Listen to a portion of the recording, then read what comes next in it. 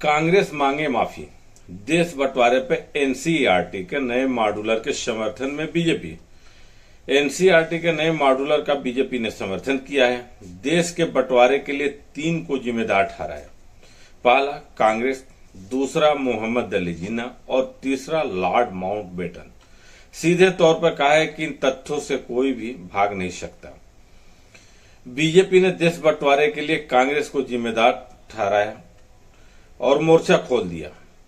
Party प्रवक्ता शाहजाद पूनावाला ने बंटवारे के लिए कांग्रेस, मोहम्मद अली जिन्ना और लॉर्ड माउंटबेटन को जिम्मेदार ठहराया है और कहा है कि कांग्रेस तब भी तुष्टीकरण के लिए देश विभाजित कराया था और आज भी तुष्टीकरण करने में लगी हुई है। एनसीईआरटी की स्पेशल मॉड्यूल या किताब में पार्टीशन को लेकर क्या लिखा है, मीडिया में आया है, परंतु हकीकत और फैक्ट से तो मुंह मोड़ा नहीं जा सकता ना।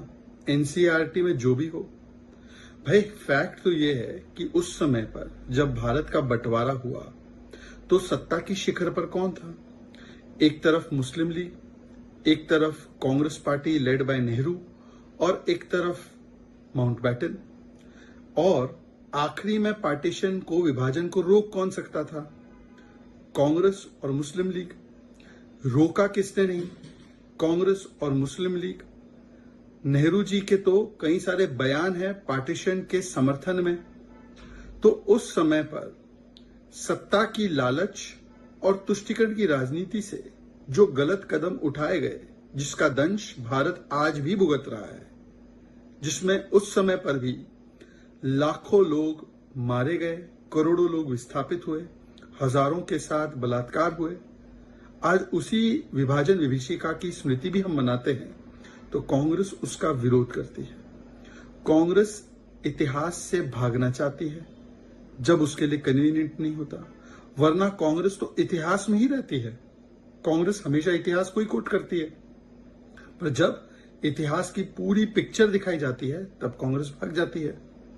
सवाल यह है कि कांग्रेस ने जो ऐतिहासिक भूल और गलतियां की थी, आज भी वर्तमान में वही तुष्टीकरण की राजनीति और वही सत्ता की लालच वो दिखा रही है।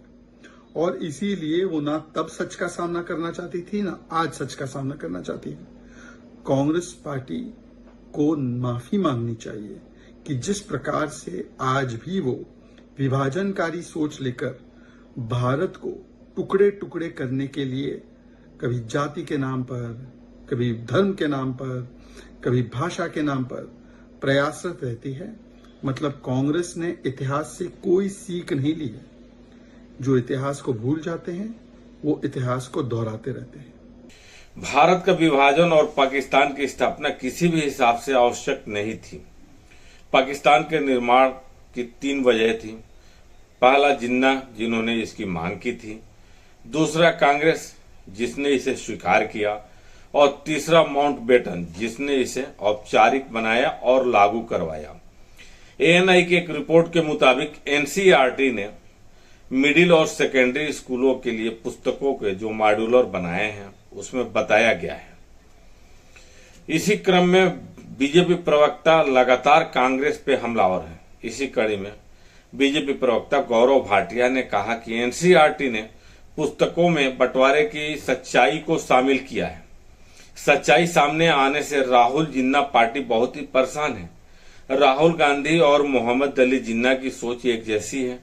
भारत को धर्म के आधार पर विभाजित किया गया और तुष्टीकरण वाली जिन्ना की जहरीली सोच और राहुल गांधी और आज की कांग्रेस पार्टी में भी देखी जा सकती है। इस पे क्या है आपकी राय? कमेंट बॉक्स में जरूर हमें बतलाएं। और ऐसी खबरें देखने के लिए गौरतलब न्यूज को लाइक और सब्सक्राइब करना न भूलें। धन्यवाद।